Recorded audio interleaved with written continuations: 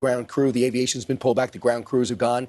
They got him. And I believe, Pete, is National Guard involved there? Look at all the police. I don't believe.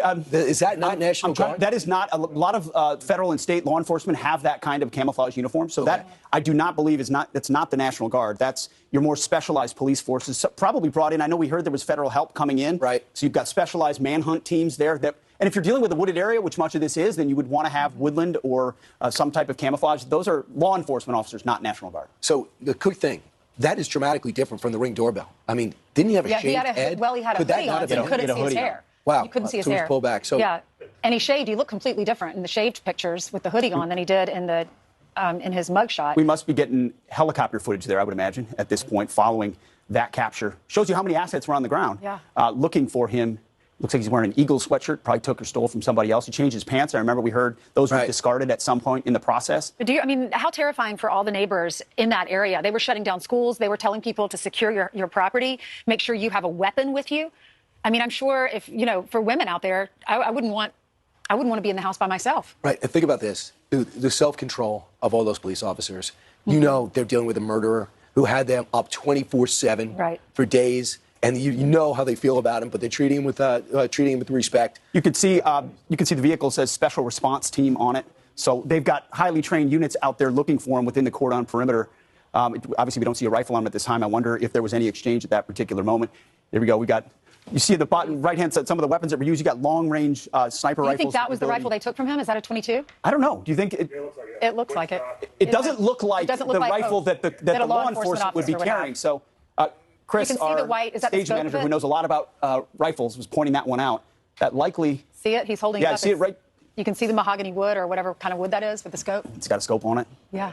Could be a .22. That's what. Wait, and that's his back, his bare back, right? What are they cutting? Well, I got to imagine they're also verifying. You could verify with tattoos exactly who he is. They're also, you want to make sure there's nothing in that. Right.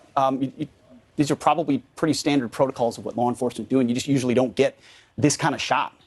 You know what? Off the top of my head, they don't know if he's wired with something. Sure. Right? So you got to cut him away. Or if he has other weapons, right? Right. Well, you would imagine they would have done an initial hasty search, no doubt. I mean, to pat him down and determine if there was anything else on him. Now that you're booking and processing and transporting him, they'll go to the next level. You see that they're taking photos. Maybe there's a tattoo on his wrist as well, but certainly on his back. These are all things you use as evidence to identify. I heard in one report that he also committed a crime in Brazil, a similar crime. Has that been verified? I've heard that too. Again, confirming we're not getting the best on a lot of these people that are crossing illegally. Right. We don't know much maybe wanted in their own country, involved in gang activity in their own country. Potentially, we don't know. But this is a pretty dramatic footage here.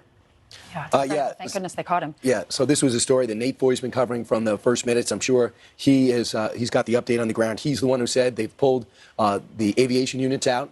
They pulled the ground troops out, not troops, but the ground units out, police. There was a push this morning, I heard, for the National Guard to get involved. After all, this might be too big for cops. Now, think about this. You're already understaffed. You're already underfinanced. Think about the resources needed, the way people were pulled out of their towns to find this guy.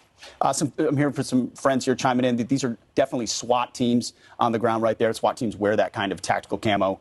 They wear them for all operations. They're doing what is called a safety search, is what I'm told. And by the way, in 2017, he killed someone in Brazil. That's what I understand as well. So that was the previous criminal activity.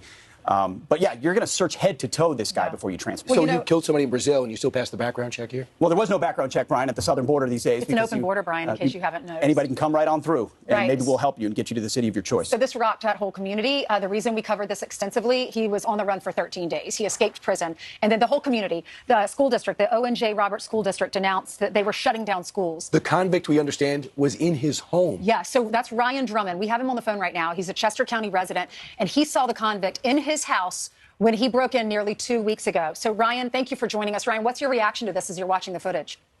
We are so excited. My daughter actually was the one who saw it first, and we were just celebrating seeing it on the TV, so very happy. We've had nightmares every night. Sure. We've been waking up, so it's much-needed relief.